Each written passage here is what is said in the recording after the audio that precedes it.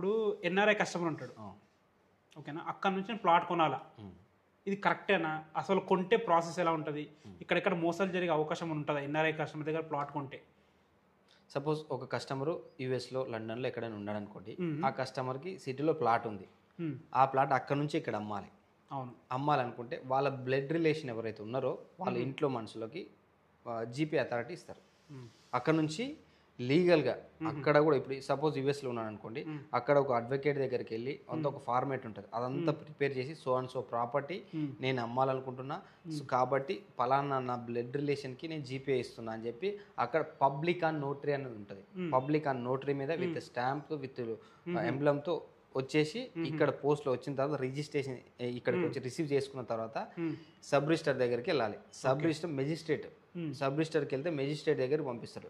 ఆ magistrate valid చేస్తాడు, దాన్ని వ్యాలిడ్ వేసి క్లియర్గా చెక్ చేసి పక్కన అని చెప్పి దానికి ఒక చలానా కట్టి స్టాంప్ వేసి ఇస్తాడు.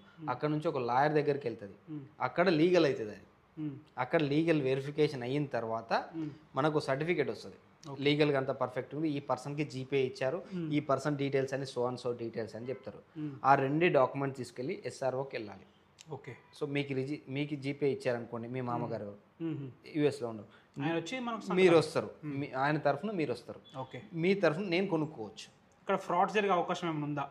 బ్లడ్ రిలేషన్కి ఇచ్చింటారు కదా, క్లియర్గా వాళ్ళు జీపే మీకు 3 స్టెప్పులు జరుగుతున్నాయి ఇక్కడ. మెజిస్ట్రేట్ దగ్గరికి వెళ్ళి SRO first public and notary యూఎస్లో జరుగుతుంది, దెన్ ఆఫ్టర్ ఇక్కడ ఎస్ఆర్ఓలో మెజిస్ట్రేట్ దగ్గర వ్యాలిడేట్ అవుతుంది, దెన్ ఆఫ్టర్ మీకు లీగల్ ఎయిర్ దగ్గర వ్యాలిడేట్ అవుతుంది, దాని తర్వాత ఎస్ఆర్ఓకి వస్తుంది. ఎస్ఆర్ఓ కూడా గుడ్డిగా చేయడు కదా, అన్ని లీగల్గా పర్ఫెక్ట్గా చెక్ చేసుకుని ఎవరెవరు ఇచ్చారు, ప్లస్ ఇచ్చిన డాక్యుమెంట్ని కూడా ఎవరు వ్యాలిడేట్ చేసినా వాళ్ళకి కాల్ చేసి మీరు చేశారని కన్ఫర్మేషన్ చేసుకుంటాడు. ఓకే, దాని తర్వాత ఇప్పుడు అన్ని టెక్నాలజీ వీడియో కాల్ మాట్లాడచ్చు, ఫోన్లో మాట్లాడచ్చు, మాటపూర్వకమే కాకుండా మన లీగల్ ఆన్ పేపర్ కూడా ఉంటుంది కాబట్టి ఓకే, ప్రాబ్లం లేదు.